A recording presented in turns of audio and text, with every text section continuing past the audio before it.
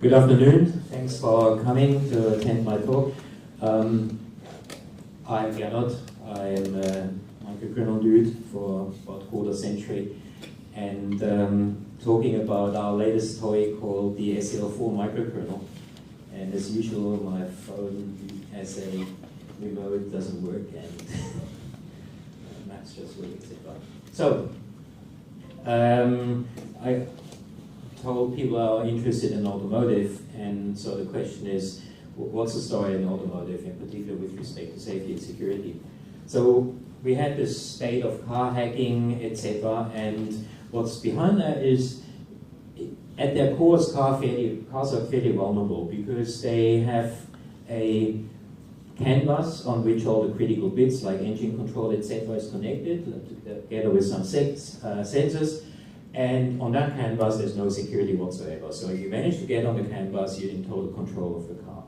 So the whole security story of cars, until they decide to go to a 21st century network architecture, is to keep people off that central canvas. And of course, there's other components in the car which are networked on various other buses of various standards. Some can, some others. And in order to cooperate, of course, they need to be gateways to, in the end, that final canvas. So there's always a connection from things onto that canvas. And of course, these days, cars are networked, so there is a connection from the outside world. And the point is to stop them from taking over that canvas. There's good reasons why there are these external networks for entertainment. Connected cars are a buzzword these days. There's trivial things like wireless connections to the wheels to check tire pressure, etc. And increasingly people are looking to reduce maintenance costs by over-the-air software upgrades. Okay, so that means our car is connected to the external world, and that means it's susceptible to attacks. They can come from a passenger, for example, in a taxi. Someone might ride in a taxi and while they're riding install something and then use that to later attack. You can have drive-by attacks via Bluetooth or Wi-Fi, or that can spread viruses. And of course, you have cellular connections, and then in principle you can attack from anywhere. Attack vectors of the exploits we've seen so far, the attack vectors have actually been just really stupid designs. So people are using secure protocols without any authentication, people using the same crypto keys on all devices of the same type, etc. So obviously someone who does anything like that should be put in jail. On top of that, there's software vulnerabilities, and that's what I'm interested in. I'm not a networks person, I don't care about protocols, someone else can do those. But that leaves enough of an attack surface, and one has just been demonstrated a couple of weeks ago, of course, the infamous Bluehorn thing, which attacks Bluetooth network stacks via multiple exploits, and they manage to basically combine those to attack Bluetooth on any mainstream operating system, which is pretty scary, even if the Bluetooth is just on without the device connected or paired. So, and of course, once you do that, then you're on the system, and then you can attack from it.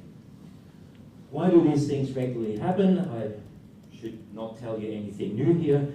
We have a problem of increasing complexity, which tends to reduce dependability.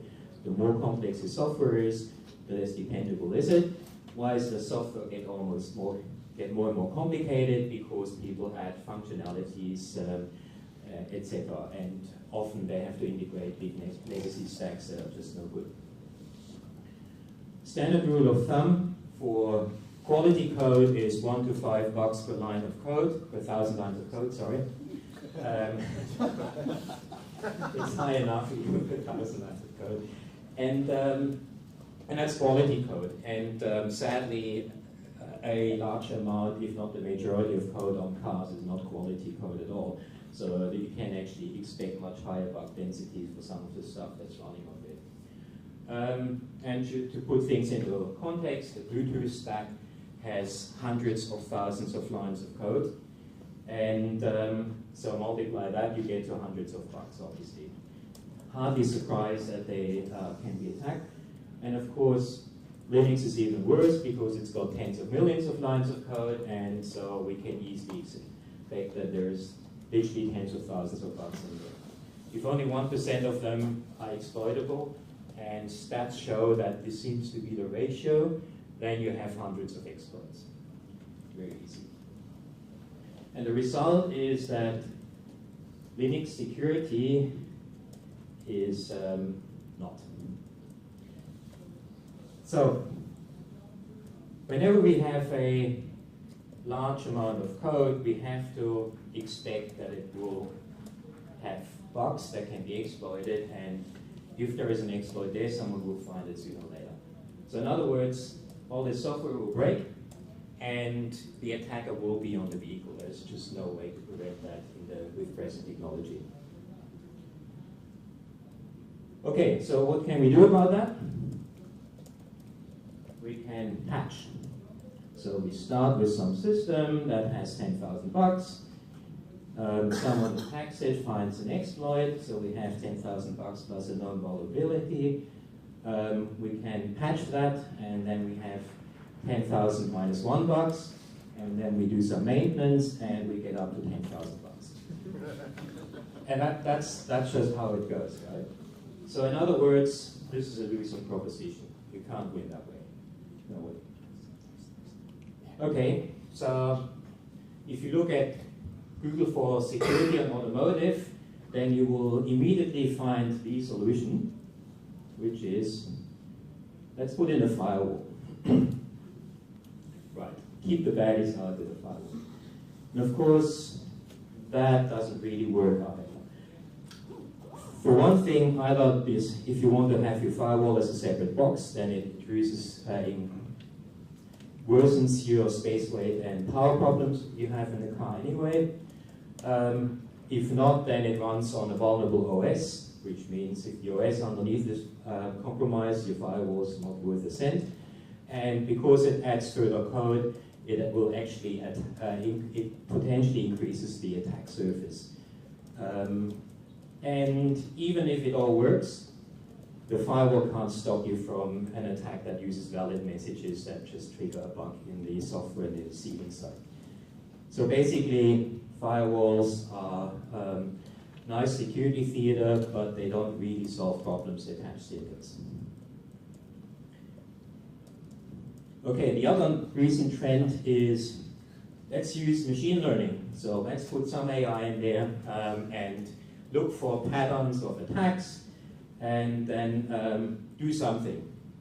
Like, okay, just think about what you want to do. You're driving on the highway with 100 miles an hour. Okay, you may drive legally with, say, 75 miles an hour, and then your car detects that it's been attacked. So what do? Shut it down, right? That's the safe state. Might not be a great idea. And beyond that, it has all the other stuff. But in particular, by the time you can detect your intrusion detection works, the attacker has already succeeded, right? And maybe not the first time they connect the system, but after a few trials, they will know exactly what to attack next, and it will take them a few milliseconds to do that. And by the time your AI detects it's under attack, then the damage is already done. So basically, this is an admission of defeat. You're basically trying to deal with a situation that shouldn't appear in the first place. Okay, so what do we really need? I claim the only real solution is strong isolation enforced by software. So that means you have this is a very high level view, ultra high or over high level view of a system where you have some critical components and some untrusted ones, and they need to be strongly separated. Of course, they need to be able to communicate. So on the one side, you need a strong separation, and on the other side, you need to have a controlled communication. But that communication needs to be controlled in the sense that it has to be subject to some overall system security policy. And that needs to be enforced by a software layer, which is a trustworthy kernel general. Notion of that is a separation kernel, whether you call something a separation kernel, or micro kernel, or a security kernel, or whatever. It's all wording. It's pretty much the same thing. Okay, so the question is, can we do something, a kernel like that is actually trustworthy? What do I mean when I say trustworthy?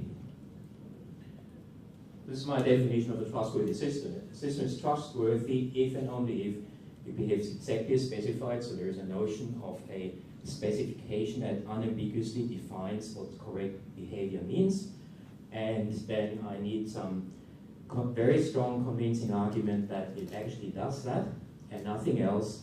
And of course, in real-time systems as cars are, it needs to be done in a timely manner, and overall system security needs to be maintained. And of course, the claim is that unless you've actually got proof, you have to consider the system not trustworthy.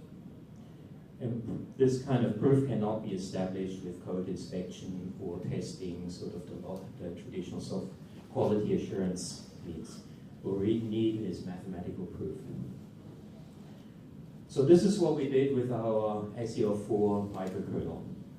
seL4 is a small, fast, capability-based operating system kernel. For those who attended Michael Olmuth's talk early afternoon, this morning, he talked about the L4V system, which has similar properties. Small, 10,000 lines of code. Small size, of course, is already an asset because it automatically reduces the attack surface, but it's a prerequisite for what we really want to do, which is formally prove the correctness. You can't do that with large code base, not with present technology.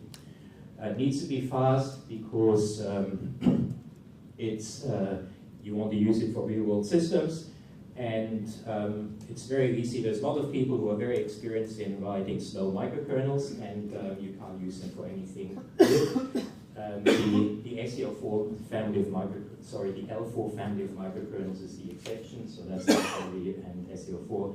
They're actually fast. They have their basic context switch latencies are very close to the hardware limit, which is really the right definition of fast. Capability based, that really means we have a very fine-grained access control model that allows us to reason about information flow in the system. So that's a prerequisite for mathematically reason about what it means for a system to be secure. And this capability means that we can do that on an object basis. And it's always good. Okay, so in case you have heard of L4 microkernels or have attended Michael's talk earlier, so these go back to for about 25 years, and seL4 is the latest one in that family. Everything green, by the way, comes from our lab. One of them, this OKL4 microkernel, started shipping on Qualcomm wireless modem chips about 10 years ago. So by now there's a few billion of those out there. A descendant of this L4 embedded version ships on all iOS devices as of 2013, I think. So any of you who has an iPad, iPod, iPhone, or anything alike has an L4 system running. It's on the secure enclave processor of the iOS device. So there's probably a few billion out there by now. So this is not exactly a niche product. That's one message. These kind of kernels have shown that they are deployable in the real world. And in particular, my group, we have a lot of experience in building these kind of systems that make them suitable for the real world. So in that sense, we know a little bit what we're doing. And of course, seL4 is the latest thing, which is what I'm talking about.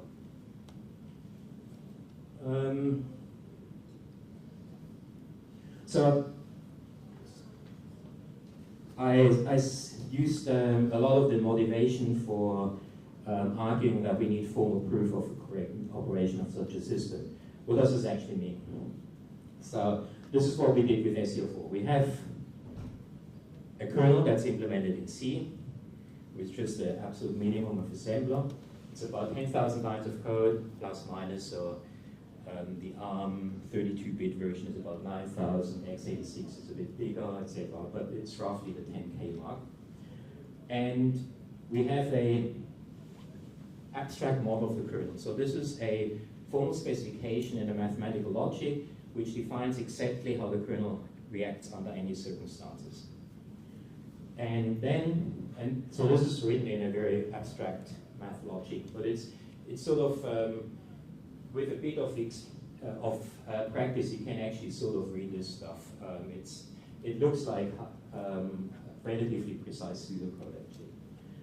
And then we have a formal mathematical proof that the C implementation is a refinement of this abstract spec.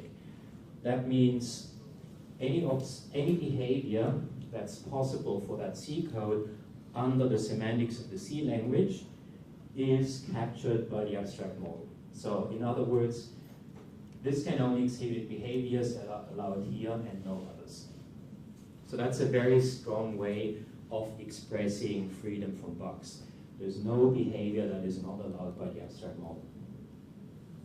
So that was done 8 years ago for the first version on v6 at the time. And then, of course, what runs on the hardware is a binary code, not the C code, so we have a translation step in between, which could go wrong. We use GCC, and of course that itself is a, I don't know, multi-100,000 line of code base, and it can be expected to be buggy. So we have a proof that the binary that's gone through the compiler and the linker is a correct translation of the C code. In other words, we take the compiler out of the trusted computing base, which means we can safely, without any bad conscience, use GCC or any other compiler. At the moment, the toolchain depends slightly on GCC, so if you use a different compiler, then this toolchain that does the translation correctness verification is probably not going to work. It would not be too hard to adapt it to something else, but GCC is the open source thing. I guess there's an argument for moving on to LLVM sort of into the 21st century, but we haven't done that. Well, we actually did it, but at the moment, if you compile the kernel with LLVM, it's still slower than with GCC. So this gives us now a proof that goes from the abstract to the binary, because those two proofs combine. They're both logically refinement proofs. And then on top of that, that doesn't tell us that the abstract spec is any good, right? We know the functionality is correctly implemented, but it could be stupid functionality. So there then we have formal statements of the main security requirements. That basically means, when I say integrity, it means that the kernel is able to enforce integrity in the sense that it will only allow write access to objects if that has been explicitly authorized. Similar confidentiality, it will only let someone read an object if they have been explicitly authorized to read that object. And availability means you can't stop the kernel doing operations it's supposed to do.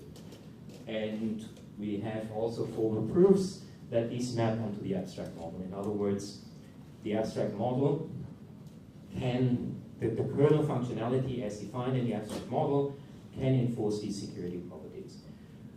Obviously, there can only be a can statement because you can always build a system that has no confidentiality or no integrity at all by handing out access rights to everyone. It can only mean that the kernel is able to do that. So if you have a properly structured system on top, the kernel will guarantee isolation. And this is all sort of pretty unique stuff. When we did this proof, that was the first OS kernel ever, at least general purpose kernel, ever to have a functional correctness proof. we certainly have a uniqueness in this proof chain, and it's the only kernel that has the proof of these isolation properties. In the meantime, there is at least one other kernel that has this step, but it's a toy. Feel free to ask me one. In addition, we also have one property that's important for cyber-physical systems, such as cars. That's sound and complete analysis of the worst-case execution time latencies of kernel operations.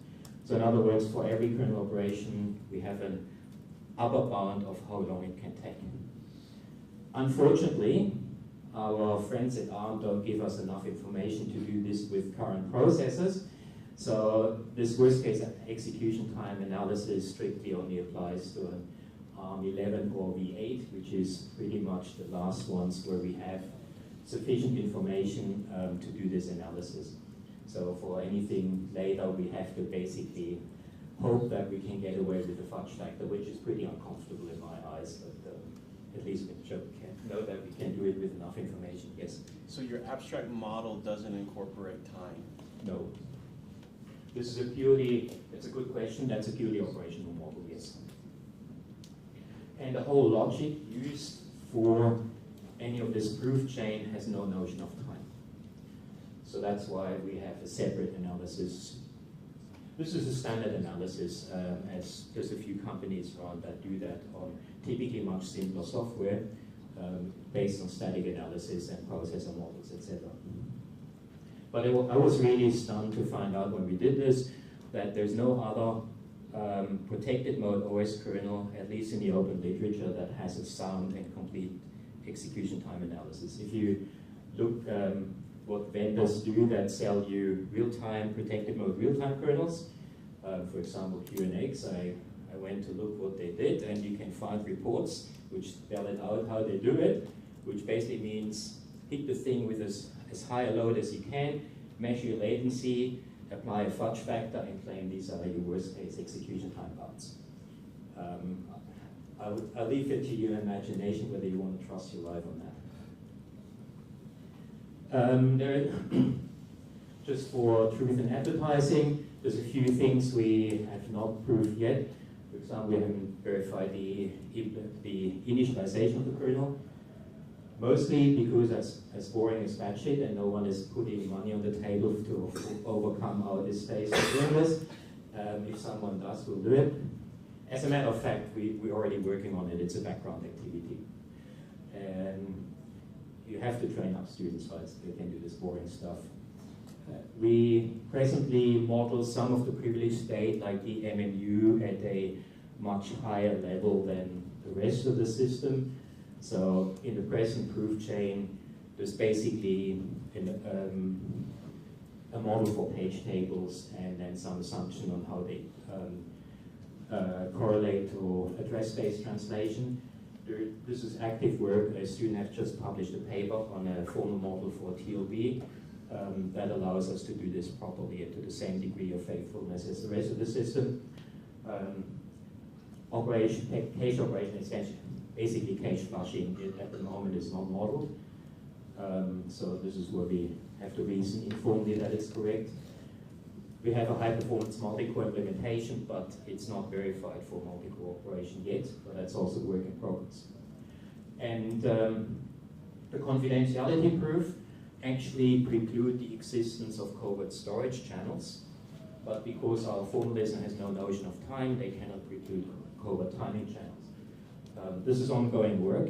We're actually working on mechanisms to prevent timing channels, although the hardware manufacturers make our life unnecessarily hard there, including a roadmap of getting that eventually verified, but that's still a few years out. So what does this all mean? It basically means there's no implementation bugs and a few other things. So in particular, all these classical attacks on operating systems are provably impossible. So the kernel provably has no buffer overflows. It never will dereference an uninitialized pointer or a free pointer or anything of that sort. It will there's no way to do code injection into the kernel or any other privilege escalation, and the kernel will never crash. It doesn't have memory leaks, and it has no sort of undefined behavior. I mean, this sort of implies all of the others, right?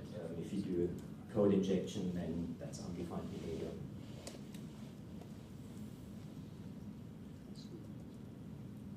How does it compare to other systems that claim to provide security? Yeah, questions? Yeah. Presumably, if you have a hardware fault, it could crash. Sure, yes, of course. Thanks for that. We inherently make the assumption that the hardware operates correctly. What does correct hardware mean? Correct operation of the hardware, it assumes we have a hardware spec, which for most of the code is actually hidden behind the C compiler. So we operate in C, and we have the assumption that the C compiler knows how the hardware works, and of course that assumption is then taken out by this translation step. So this binary verification uses a model of the ARM hardware done by folks in Cambridge University who working very closely with ARM on validating that against existing ARM processors, but also there's a project of verifying it against the high-level hardware description inside. So this model on which this binary verification hinges is fairly faithful and of increasing assurance, I'd like to say. But of course, there's no protection against bugs in the hardware implementation. And of course, we know these things exist as well. So there's always, there can never be complete security because things have to bottom out somewhere. And we know that the code is not attackable by software bugs, but you can attack it in other ways, right? In the end, you have to, the cyber world somewhere meets the physical world. And down there, this is by the process implementation. And up here, this is by your formalization of your requirements of your system. Somehow you have to translate your conceptual requirements on the system into a mathematical statement, and of course you can stuff that up. What we know is in between, there can't go anything wrong. Excuse me. Do these proven points that you mentioned, buffer overflow, null points, etc., do these apply to one specific release of your code base? Do you certify for every release? How does this work? Can I put this question back to the end, please? Ask again if I forget. Yeah, it's a very good one, and I was going to address it. Please remind me. Okay, just put things in comparison to other systems that claim they do this, give you security. If they're halfway serious about security, they tend to be much slower. So the typical things people will flog in, even with certification stamps of some sort, are typically about a factor of 10 slower than what we have. So we don't. The main point to make here is we don't sacrifice performance for security. As a matter of fact, when we started the verification project, I told the team that I will not consider this a success if we lose more than 10% in IPC performance compared to the best kernel we've ever done before on the same hardware. And when we initially published it, we were right at this 10% boundary. By now, the seL4, the verified seL4 kernel is faster than any kernel we've built before. So the team certainly delivered on that one. Yeah.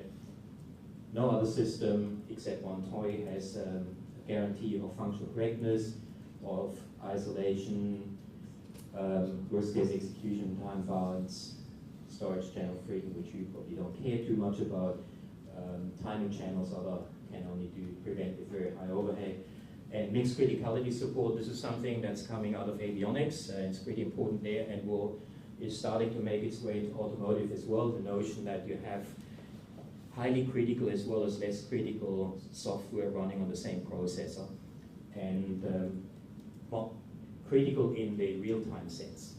And of course that means you need spatial as well as temporal isolation between partitions.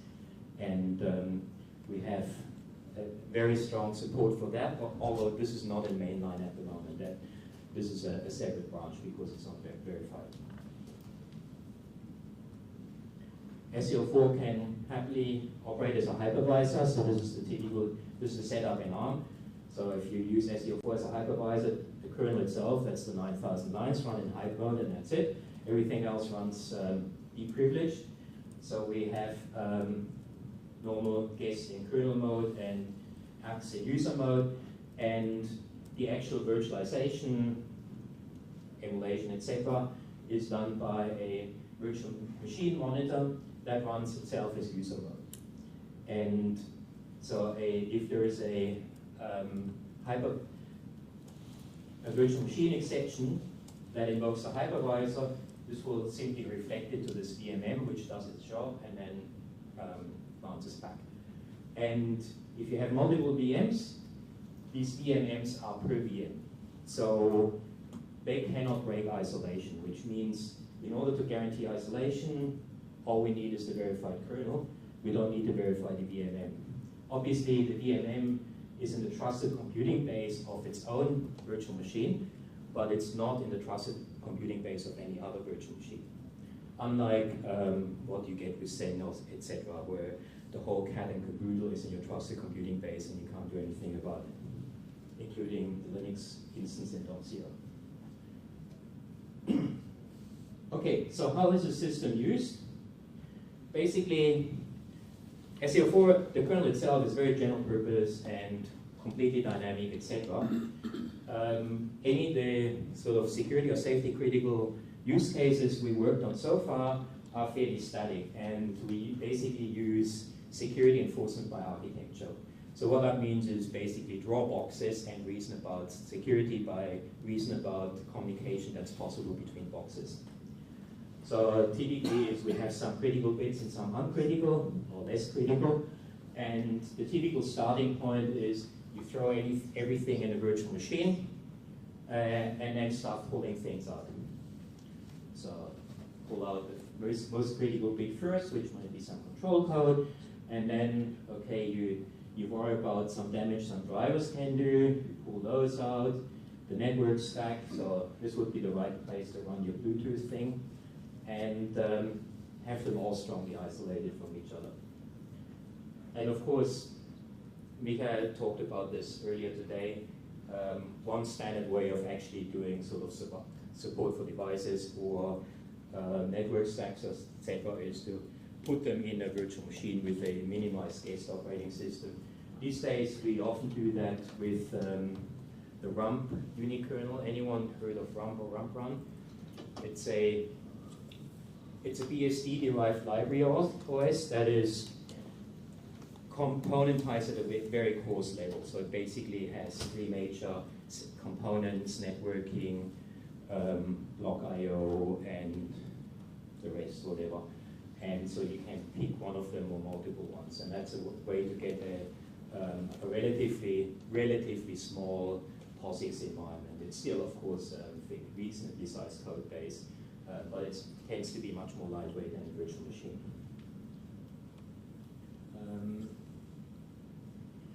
So John Launchbury from DARPA coined that term, cyber retrofit. It's like seismic retrofit you do with legacy buildings in earthquake-prone areas.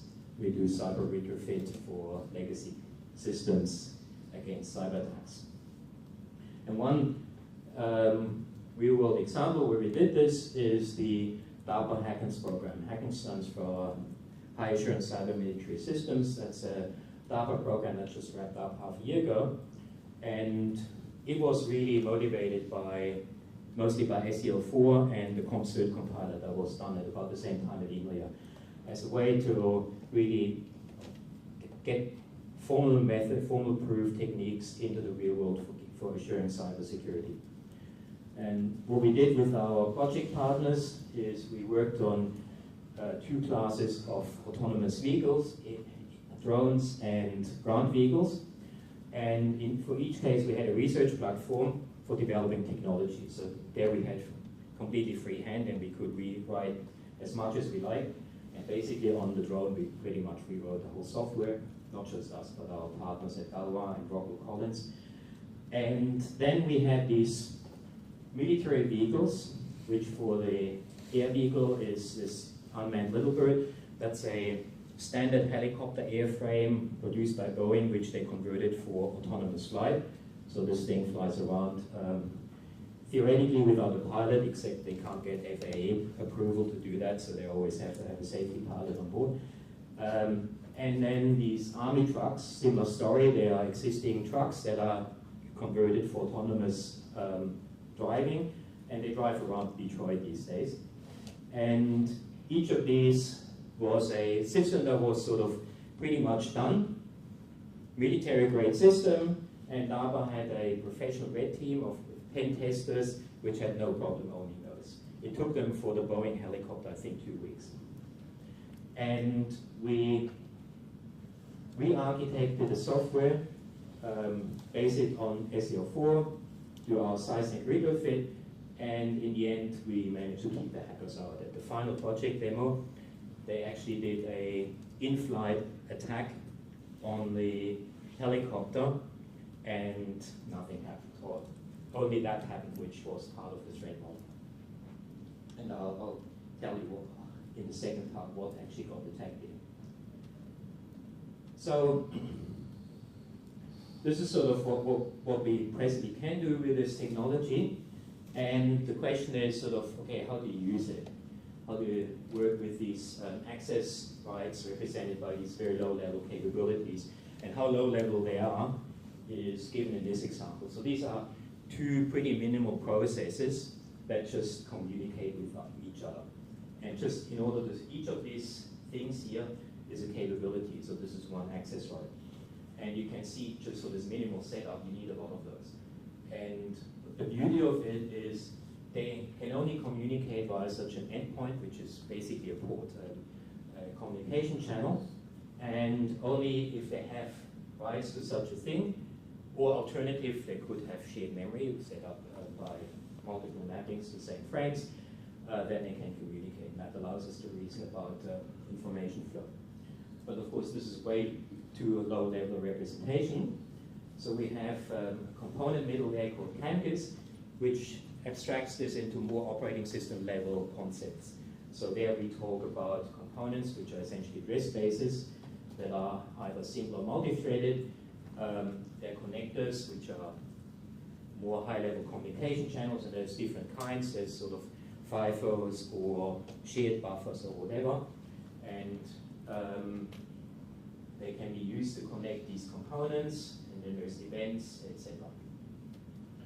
And so they're basically high-level representations for these seL4 constructs, and then we can use those to represent a real system. So this is a very much simplified diagram of the architecture of this drone we use, with a bunch of driver and network stacks and a bunch of legacy software left in a Linux virtual machine.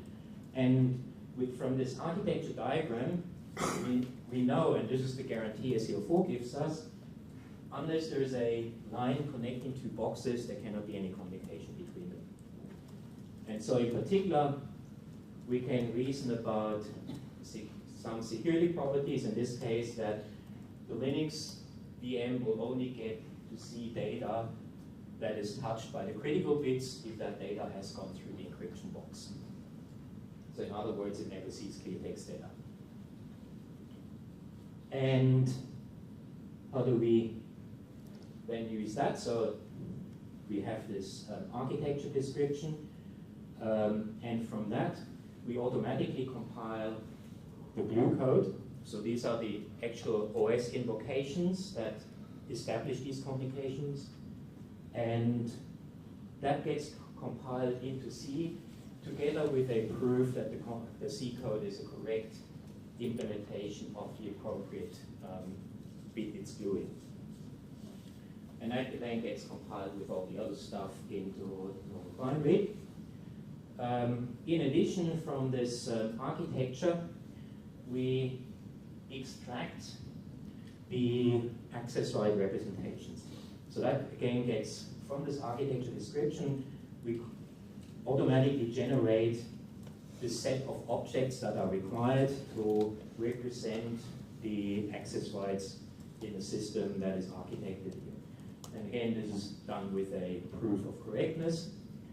And from that, we generate the actual code that will get the system in the state that is required for, that basically represents this architecture. So this internationalization code will create address spaces and threads and communication channels, etc., and then hand out access rights to these address spaces according to this representation here, which is derived from that representation there, and is also provably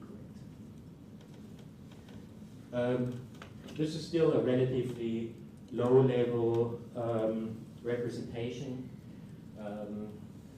because it basically abstracts in terms of individual address spaces, etc.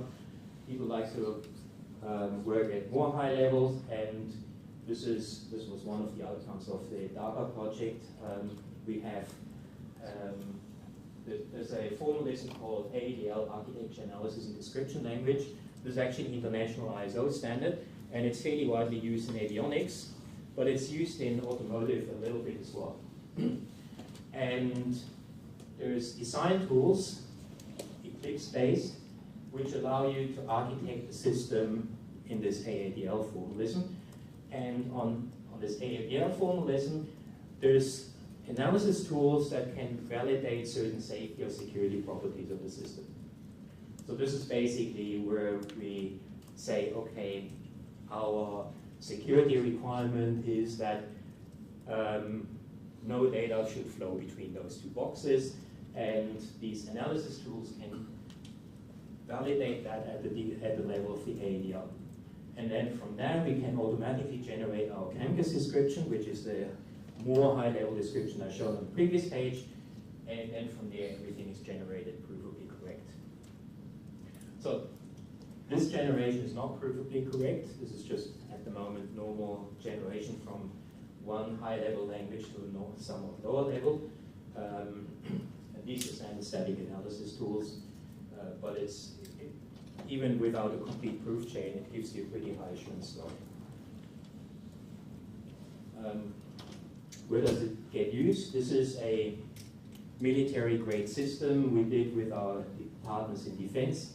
It's called a cross-domain desktop compositor. It's a multi-level secure terminal. So this thing connects to multiple networks of different classifications and allows you on a single screen to display windows that belong to the different networks.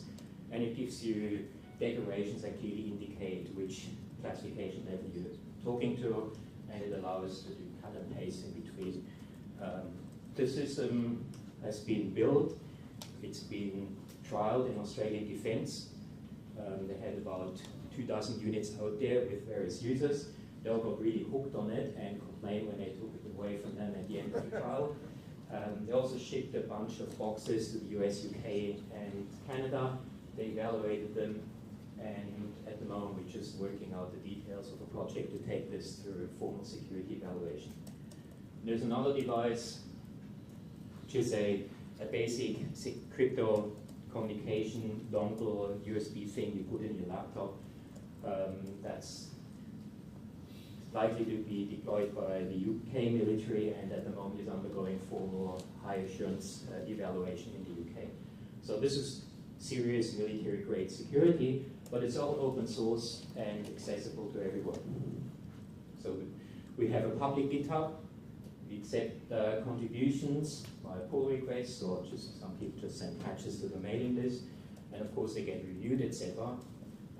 And if we're happy with them, then they get included. We ask people to sign a CLA, so we have purity of IP, even though that probably means nothing in practice, because the owner of the IP is General Dynamics. They don't know what they have, and they're not going to use it in any useful way. So de facto, it's really just we're the maintainers, and we control what goes in there. And sort of de facto, you can say it's really owned by no one or everyone, as you like. And with that, I'd like to thank Linaro for us inviting me to speak here. For a lot of good things, in particular for Robin, who's doing a great job in evangelizing microkernels in ARM and the automotive space and others. Thank you very much, and have you any questions? Oh yeah, you had the one which was about Maintenance. maintenance, yes. So that's an interesting story, and it's an interesting success story actually. So when we did the original functional correctness proof, that was, by all we know, the second biggest proof ever done. Just to give you an idea, for 10,000 lines of code, at the time we had about 250,000 lines of proof script, which shows you that this would be totally and utterly useless if it was pen and paper proof, because you would have more bugs in your proof than in the code you're trying to prove. This only makes sense in a proof assistant, a tool that basically operates on mathematical logic and doesn't allow you to do an incorrect proof. In the meantime, the proof has grown to well over 500,000. And it's the largest, by far the largest ever maintained proof. So we have continuously maintained the kernel and the proofs that go with it over 8 years. And in the 8 years, the kernel has undergone a lot of changes. We changed the API in a few bits where we thought things could be improved. And one of these changes was really radical and affected a lot of code and took half a year to re-verify, but we always re-verify. So we have a notion of supported verified platforms. At the moment, these are a few ARM boards, and our promise is that we will not admit any code into the mainline source if it breaks existing proofs. So any change that is added to the mainline either is neutral, for example, it only affects x86, or the proofs still work, which happens. For example, micro optimizations often consist of just reordering a few statements to let the compiler know about some implicit invariance which you can't detect from static analysis, and that way generate better code. Such changes often are verification neutral. If not, then the proof has to be updated as well at the time that the source gets changed. So in practice, that means we have some staging branch somewhere where things are added, and we run through regression, etc. And then the verifiers do their magic, and when they're done and the proofer says yes, then the whole lot gets merged. And as I said, we've done this for 8 years, and that's the main reason I talked about mixed criticality support earlier. At the moment, that lives in a separate branch because it's incompatible with the existing mainline, and it will take a while to verify, and we're working on that, so that's ongoing. But until we are ready to make the switch, it will remain in a separate branch rather than mainline. It's likely to go into mainline sometime next year. So is there an IOMU driver in the kernel, or where would that be? Because couldn't DMA from a device just trash the kernel and crash it? Yes. So if you want to have untrusted DMA-capable device drivers, you need an IOMU. That is something we are actively working on in putting the support for that into the kernel. We've used IOMMUs before, but not in the mainline kernel. So the challenge, of course, is there's no standardized IOMMU on ARM. ARM's got a really nice reference design, which unfortunately almost no one implements. That's a bit painful. But whereas in x86, the IOMMU, I guess there's an Intel and an AMD version, and they're very similar. So that's easy to deal with. In ARM, it's a bit more complicated. But yes, we're working on verified IOMMU support. At the moment, there is some IOMMU support in the kernel, but it's not verified yet. So what ARM hardware do you support today? There's a bunch of these 78 boards. We have lots of boards where we run our regression on the verification. I'd have to check on the website. There is Saber is one of them, and I think the TK1 is another one of them. So the website is the authoritative reference for that, so go to seL4.systems. Question in the back? No? Yeah. Can you share a little bit more about the Lockheed Martin distribution rights? You mean General Dynamics? Oh, GD, yeah, GD, that's right. Yes.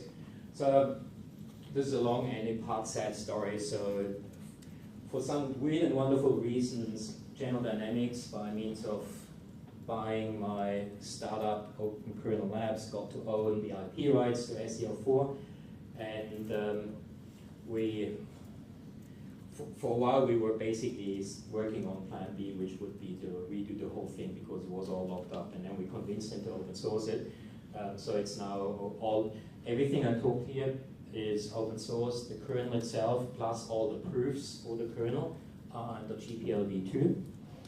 And all the user land we use, most of that is under liberal licenses, typically some BSD license, etc.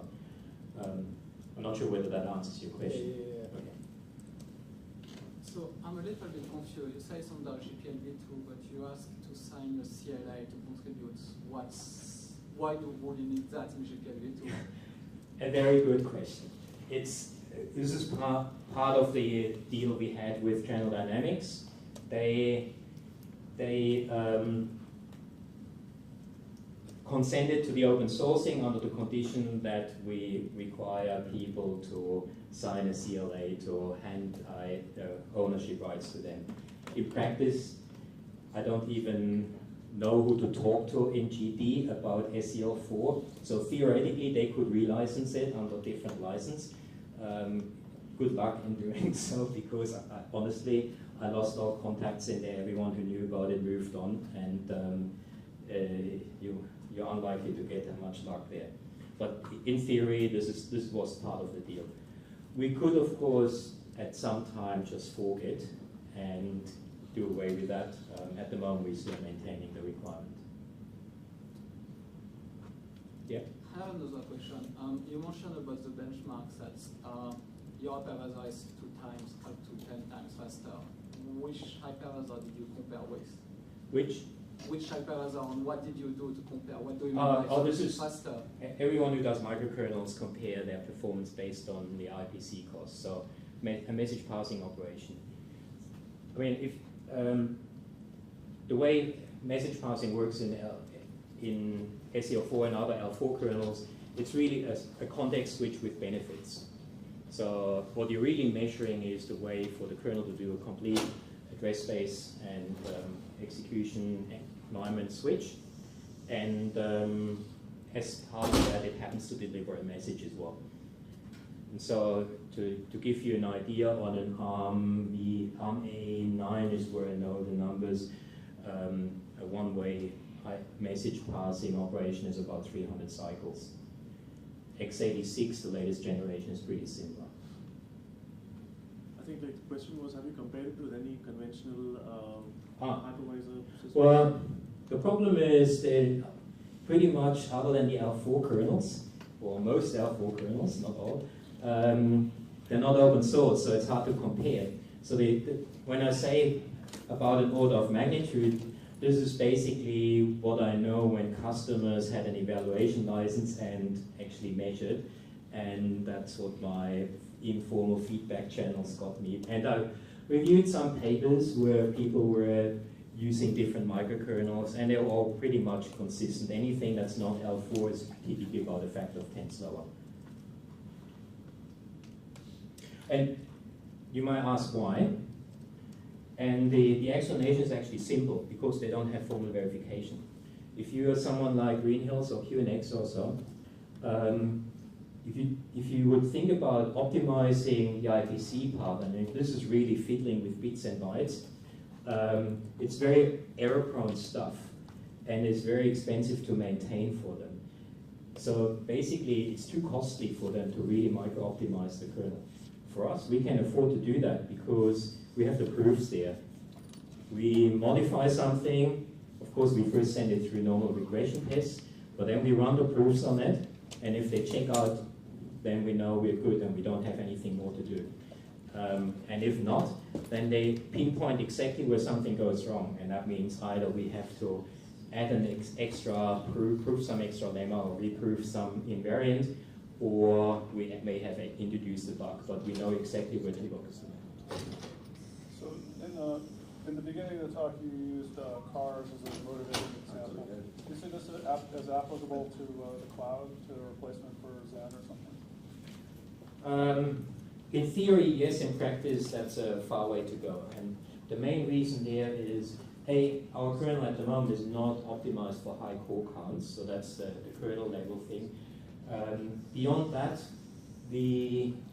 what you need in a cloud environment is a massive amount of infrastructure, which we haven't got.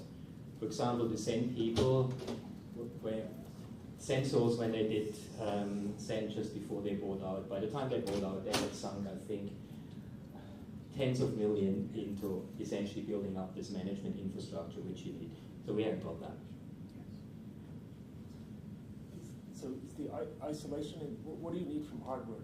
Is it just an MMU, or are you using anything else? In theory, all I need is an MMU and dual mode execution. In practice, you want virtualization support, so really the 3 execution levels, and what comes with it. But like any like security or firewalls, you don't need those, right? No. So ARM people close their ears. Sort of, it's if you like way more general than what you get from TrustZone, because TrustZone has just this binary thing, right? We can do any number of them. So strictly speaking, you don't need TrustZone if you have seL4. But you can open your user again. Some people run seL4 on as the TrustZone OS in the secure world as well, right? You run your interrupt controller support in the kernel, right? Second? Your interrupt controller driver runs in the part of the kernel, Correct, right? yes. So do you have a formal model of the interrupt controller functionality? No, at the moment, there's some model, but it's very coarse at the moment. So this is one of the few things that are not quite modeled at the same level of faithfulness. Yes. But your question is totally on the point. All our device drivers run at user level, but the interrupt controller is something obviously that needs to be controlled by the kernel, as well as the IOMU, just like the normal MMU. Question. So this is an open source project, but a lot of applications look like they're military defense. So how does that work?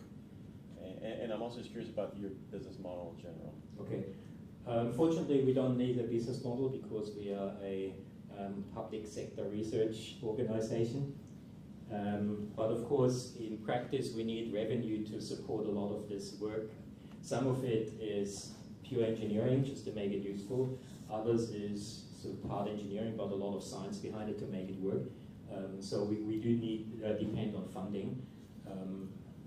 And at the moment, for example, the reason we haven't got 64-bit support in the mainline is that we haven't got enough funding at the moment to do this work. So, but we don't depend on selling it.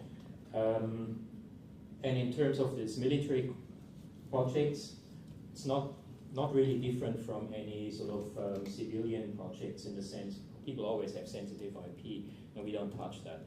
So in the case of the re-architecting the Boeing helicopter, the re-architecting was actually done by Boeing engineers. And it took, I think they had about 2 engineers on it over a period of 3 years. So compared to the overall size of the project, that's nothing, right? And they did this pulling out bits of the original Linux-based block they had, rewrote some of it, ported others. It's all done by the Boeing people. We gave them support, obviously, and we improved our tools in the process. But we never touched their code. We wouldn't have been allowed to because it's export controlled and we sit in Australia. But with the code available in the GitHub today, it is possible to use the Micro Kernel core and compose a complete system on top of it. Sure. The user level components. Yes. Without any taint or... Yeah. So in all the projects we've done so far, all the code that was not application specific was open sourced. And so in this DARPA project, everything we developed that was not specific to the two military vehicles was open sourced. Will you switch to a capability model in seL4? That was a major change. We never switched. seL4 was capability based from the beginning. But L4. The first kernel we did with capability was this version something of OKL4, which predated seL4. And that was a gradual thing. We basically changed global thread identifiers into capabilities, etc. In seL4, we had the luxury to completely start from a clean slate, and it was done very cleanly. So, and we actually, before we started this, we actually had a trial project where we took an existing small seL4 microkernel and tried to see how we can verify that. So we took a small slice of functionality and did the verification all the way down, and we learned that it's hopeless to do it with an existing code base. You have to have a code base that's been written with verification in mind, and in particular with very close interaction with the verifiers. So it was actually not a build and then verify. It was an iterative process in the design as well, the implementation between the systems team and the verification team. I'm trying to understand the role of the VMM component in the virtualization and how the system boots. If that's sitting up in user space, how does your kernel boot up through user space without ever hitting a timer tick? So, I mean, the kernel can't get a timer tick until it enables interrupts, for one thing. So can it enable interrupts without having a VMM component to talk to? The kernel boot starts up initially in monitor mode like this, and does whatever is needed to get where it needs to go. So until it actually programs a timer, it doesn't get a timer interrupt. But it looked like all communication went through VMM to get there. So there's. I was saying that we have device drivers at user level. There's two drivers that are in the kernel. The one is the drop controller, which was already mentioned, and the other is there's a timer driver in the kernel because we have preemptive time slicing. Okay. And those functions work without the VMM component being run. Okay. And depending on what platform you have, if you have several timers, then you can have your user level drivers for the others. Otherwise, the kernel needs to virtualize timer.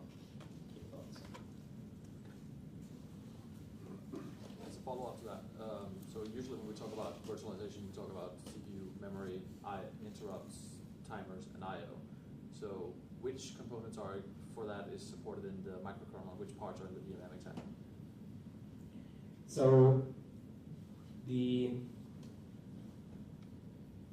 all the kernel itself does is it does primarily IPC, sending messages between user level address spaces. Resource management, basically, the resource management of seL4 is extremely low level. It doesn't have an internal heap. It never allocates memory of its own. You have to provide it to it, and that's part of the isolation story. But it needs to establish mappings in address spaces, so there's ways to invoke frame capabilities to have them appear in an address space, etc. So that's what the kernel does. And other than that, it just forwards interrupts and exceptions. And hypervisor exceptions are just one class of exception. They go to a different handler, which is your VMM. Is a VMM like an application within the VM actually? Or Yeah. So I mean, it's running in its own address space, so it's protected from the guest. Is it? It's running.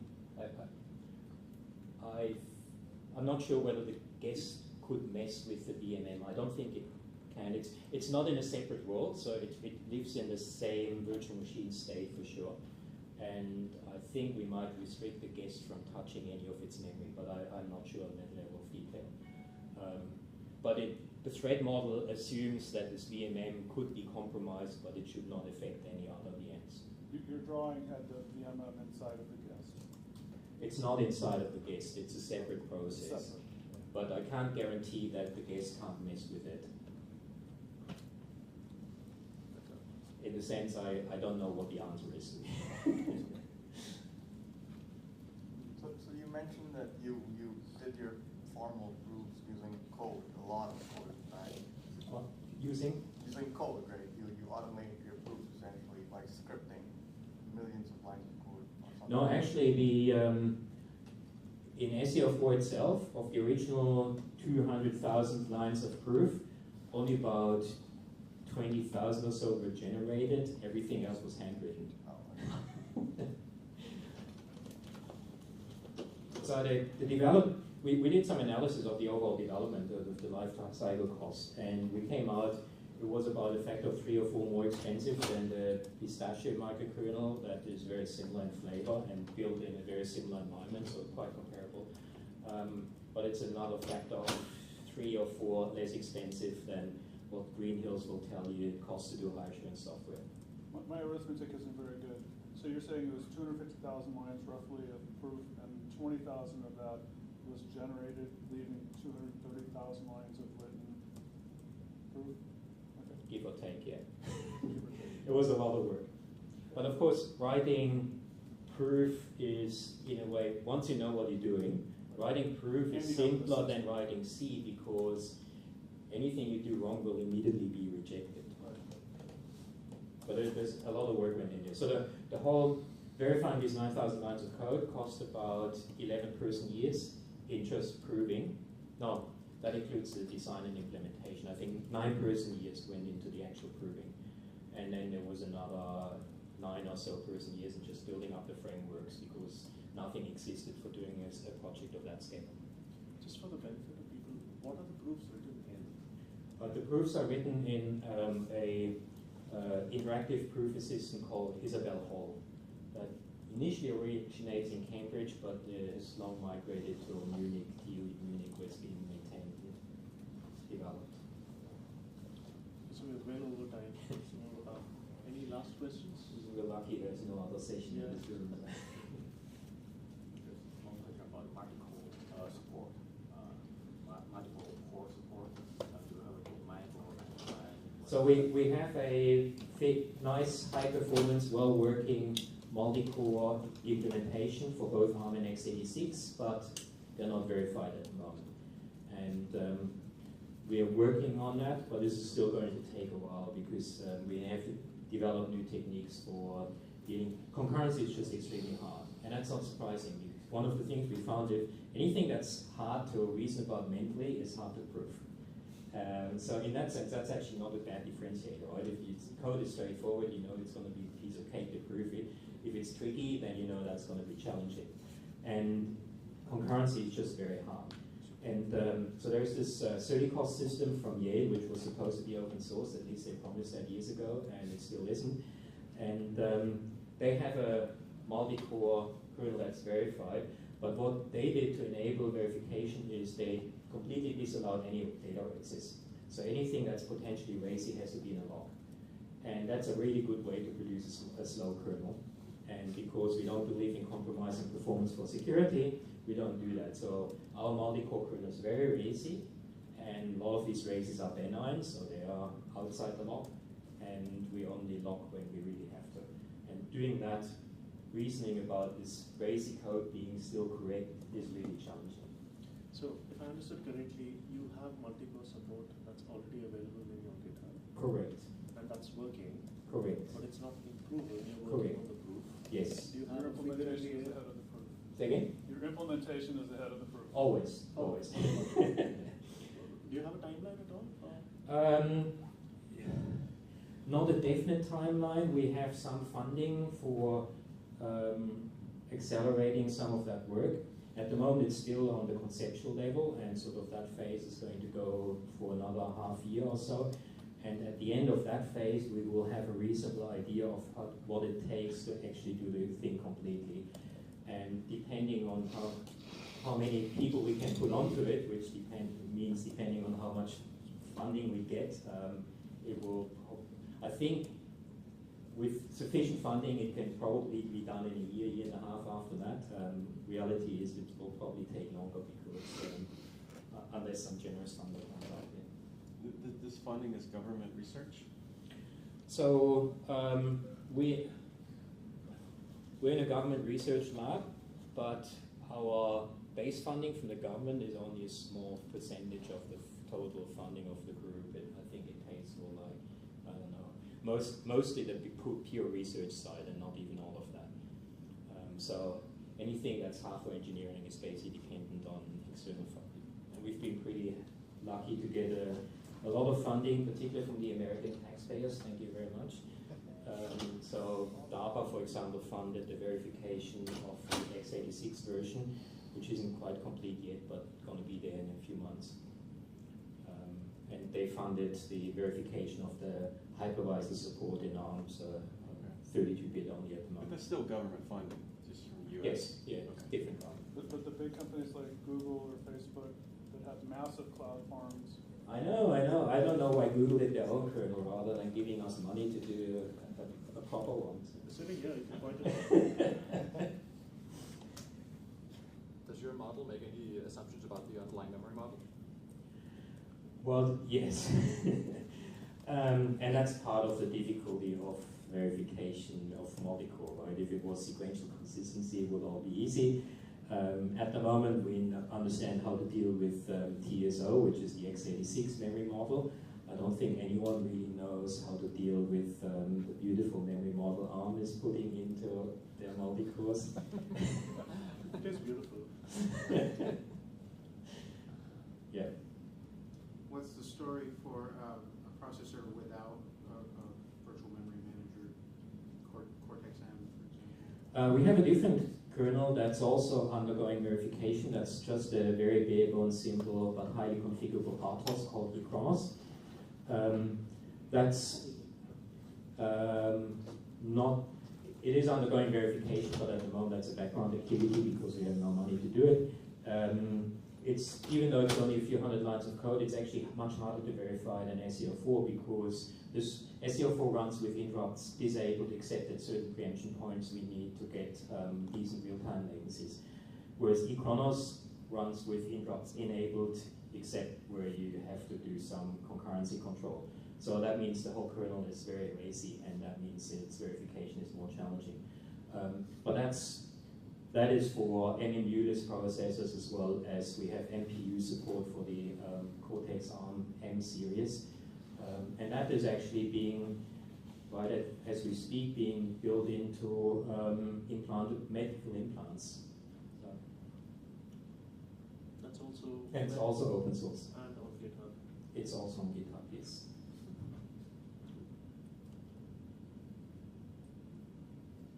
All right. Thank you for your interest and your good questions.